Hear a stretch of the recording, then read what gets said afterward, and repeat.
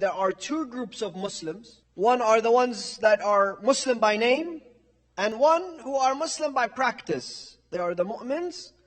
Today, if we look at the Muslim community all around the world, one is a group of Muslims that have faith and Iman, who can live in tranquility and peace and harmony and coexist with others regardless of. And that's happened throughout the entire course of history. But Muslims that have faith and Iman cannot coexist with other Muslims who have hijacked the religion of Islam and who are extremists, who are radical, who only take Islam as a religion with no Iman. And let us, when we gather on the 10 days of Muharram, and you remember the tragedy of Imam Al-Hussain, and the injustice that Imam Al-Hussain faced, also look around in our Muslim Ummah and see where else there is injustice. When Islam is separated from faith, when Islam is separated from Iman, and this occurrence happened right after, this movement began right after Rasulullah. It started in the time of Rasulullah, but it was evident and clear after the demise of Rasulullah. Rasulullah sallallahu alayhi wa alihi wa sallam, and all the Sahih, go and read, all the Sunni scholars, all the Sunni ulama, all the Muslims all around the world, every school of thought and every madhab accepts the fact that Rasulullah has said, Aliyun ma'al haqq wal haqqu ma'a Ali. Ali is with the truth, and truth is with Ali. After Rasulullah, what happened? The wife of Rasulullah, she said, I am the wife of Rasulullah.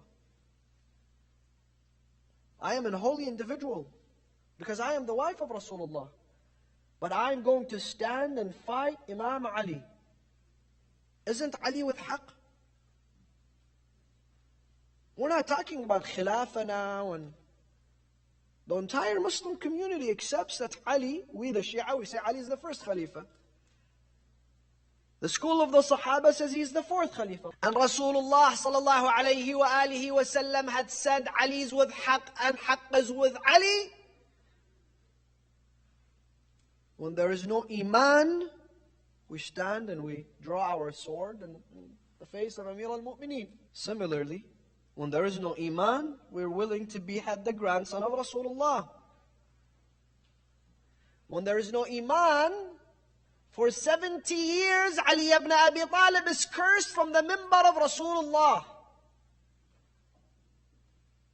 Ali ibn Abi Talib, the commander of the faithful, the one who single-handedly brought victory to Islam in every single battle. Go and ask.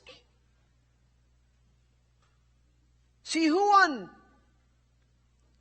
those battles for the Muslims. Who slept in the bed of Rasulullah? Who went on both migrations? Now he is cursed on the mimbar for 70 years. By whom? It wasn't people that came from Mars and Jupiter. And who pray Salat al-Jum'ah? People who call themselves shuyukh and scholars. They went on the mimbar and they cursed Ali and they cursed the Ahlulbayt. While they knew and they had heard, and no one can deny that Rasulullah has says, مَثَلُ أَهْلِ بَيْتِي كَسَفِينَةِ نُوحٍ مَنْ رَكِبَهَا نَجَى وَمَنْ تَخَلَّفَ عَنْهَا هَلَكَ وَغَرَقَ.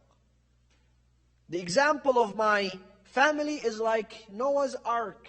Whoever is in this ark is saved. Whoever is not in this ark is not saved, will not receive salvation. But when Iman isn't there, Hussein is cursed. Ali is cursed. And don't get me wrong, I'm not here to tell you that other communities, they have Islam but they have no Iman. We have Islam and we have Iman. I'm not here to tell you that. I'm here to tell you we also have Shias with no Iman, who have hijacked this mimbar, who use this mimbar for their own sake. What do I mean, Sayyid? Some people will use it for political gain. MashaAllah, go look at our countries. Time of Ramadan, Sha'ban, Muharram, Safar. They run a whole election campaign with the names of the Ahlulbayt. When they get to office, what happens? They rob the people from whatever they own. Again, those people are part of the Shia community. The name is there, but there is no Eman, there is no piety, there is no taqwa. Centers are erected and built that are unfortunately empty of Iman. And there's a new trend.